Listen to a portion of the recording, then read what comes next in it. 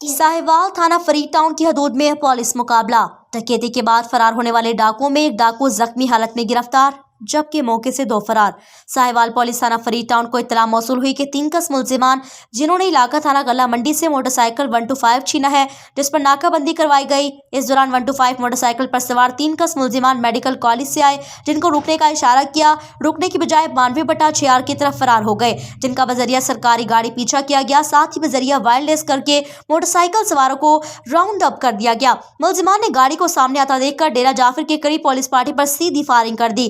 जब हिफाजत खुद इख्तियारी के तहत पुलिस पार्टी ने भी इक्का दुक्का फायर किया। फायरिंग रुकने के बाद तलाश की गई तो एक मुलजिम अली अहमद वल्द मोहम्मद सुल्तान सकना 97/6 और अपने ही साथियों की फायरिंग से जख्मी हालत में पड़ा था, जिससे अपने 2 फरार होने वाले साथियों के नाम मोहम्मद शाहिद वल्द हक नवाज सकना 88/6 और उमर फारूक वल बशीर सकना 167 EB तहसील आरिफाना जिला पाकपतन बतलाए। मौके से मोटरसाइकिल 125 पिस्टल 30 बोर बरामद हुआ।